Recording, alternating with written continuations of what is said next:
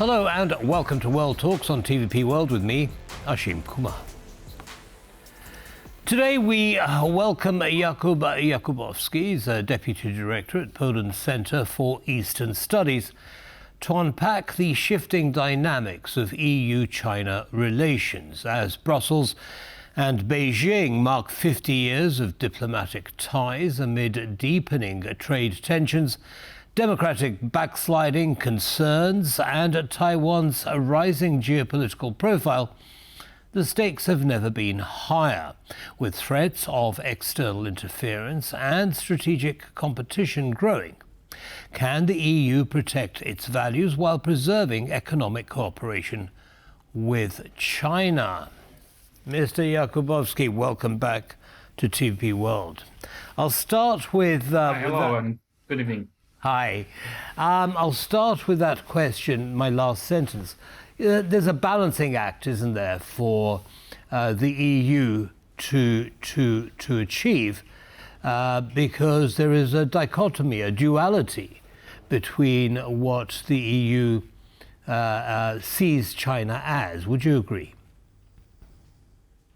Well, I think the paradigm of talking about both values and the economic cooperation between Europe and China has been true for many years now. But I think the last couple of years, especially since the war in Ukraine broke out and the strategic competition between the U.S. and China intensified, I think that we can see that while China still wants to maintain the old ways in terms of framing the whole event, talking about cooperation opportunities and so on, I think Europe is now going to Beijing with a slightly different approach. That is, it's not merely about values and economic cooperation now. I think there are major strategic divergences that are clearly identified by the EU side, namely China's support for Russia's invasion in Ukraine. But also in economic terms, I think the cooperation opportunities are now overshadowed by increasing tensions and industrial competition that is very much present in all of European debates. So I wouldn't expect any successful deals to be made. I think this is a summit marking 50 years of diplomatic relations that will be marked by bad impressions, no deals, and I think the atmosphere of conflict. Understood. Well, let's take each of those divergent strategies. Let's start with the geopolitical risk and China's support for Russia. Now, would you say that there was a division between Central and Eastern Europe and Baltic's position towards China and Western Europe, which is more than happy to keep buying Chinese goods? Well, I think the closer a country is to the Russian threat, I think the more sober and more alert it is in terms of first the threats coming from Russia, but also the indirect presence of China in the European security architecture.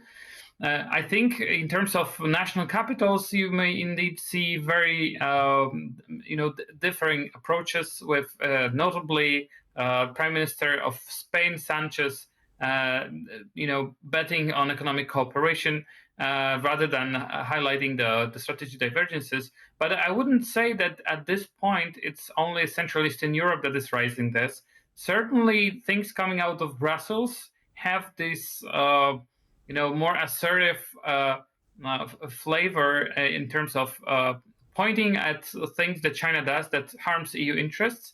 But I think it's also present in the French official communication, in the German official communication. There are various degrees of hawkishness, I would say, but I would say the EU average has certainly shifted towards criticizing China on the grounds of its support to Russia, and this has been exemplified by a number of sanctioned Chinese companies that are present in EU sanctions lists, and so I think it's very much reflective on this new approach that the EU took here.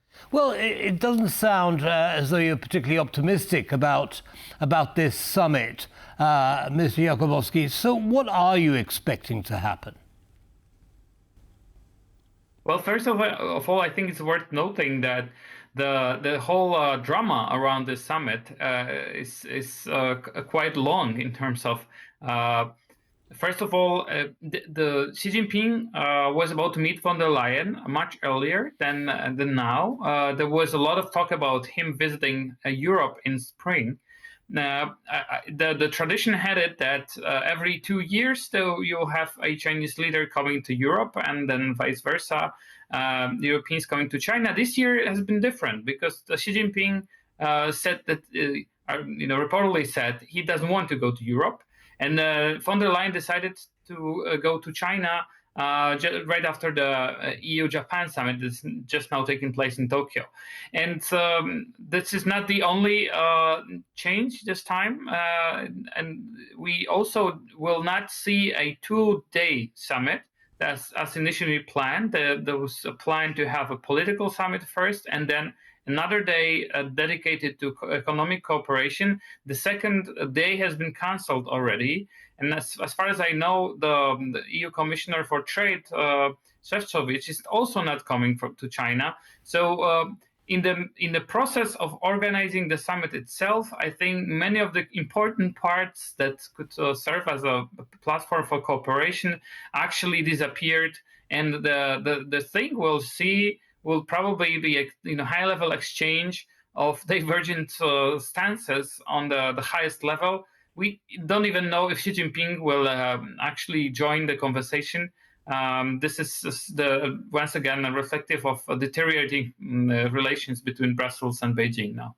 How risky is that situation for the European Union? Well, I think the risks are very much materialized, have very much materialized already. The silent part of the diplomatic tug of war is that we actually are in the middle of a trade war between China and Europe. The fact that it's often overlooked is that right after Trump imposed tariffs on China back in April this year, China has responded with limiting exports of so-called heavy rare earths, crucial materials, usually magnets used in electric vehicles and electric motors. The whole world has been deprived of the supply of those magnets. And while Trump already struck a deal with China on, reopening the exports, the European companies still have many problems actually importing this from China. China has a monopoly here, and this is a crucial component used in the automotive industry, in many other industries too. And this is the stage that China has set for the conversation. The whole diplomatic process around the summit has taken place in the midst of China's coercive action towards Europe. And this is the already materialized risk I talked about, with many more tools that China has at its disposal to actually use force to force Europe to do certain things. Understood. Now, I'd like to bring Taiwan into the mix. Again, there is a kind of a dichotomy about, the EU recognizes Taiwan under the One China banner, but more and more it is treating Taiwan as a separate entity. And Taiwan's important because, of course, of the semiconductors that it supplies to the EU. What are the tensions there? Well, I think the Taiwan, the name of the entity has been raised by EU officials several times in the last couple of years. This is a small nuance that has been very much noticed in Taipei, in Taiwan itself. Before the EU was very reluctant to touch upon this issue. Now, many European leaders and also the EU commissioner, head of the EU Commission, is raising Taiwan as one of the existential problems that the world faces, and once again reiterating the support for maintaining stability in the cross-Taiwan Strait. What does it mean? It means that this is certainly a concern, a geopolitical concern, and also a geoeconomic one. As you rightly pointed out, of course, Taiwan is the primary supplier of semiconductors for the whole world, including the EU. Any change in status quo around Taiwan, any contingency, be that blockade or all-out invasion, will be absolutely devastating for Europe. I think this awareness about this is increasingly widespread throughout whole Europe.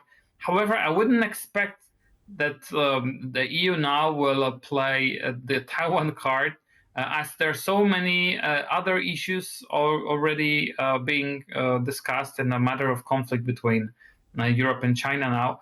That the urgent questions that need to be resolved. And now I wouldn't expect Taiwan to be high on the agenda now. Okay, now very briefly, if you would please, Mr. Jakóbowski, can the European Union wean itself off imports from China from other sources, or making it in-house, so to speak? Well, I think the direction has been set already in terms of reducing dependencies in core areas. And this is the crucial part, as you know, the linkages between China and the whole world, including Europe, are so dense and tight and complex. You have to prioritize. One has to prioritize. And I think for Europe, it's now about the most crucial dependencies that Europe has. And the so-called de-risking agenda now focuses on that.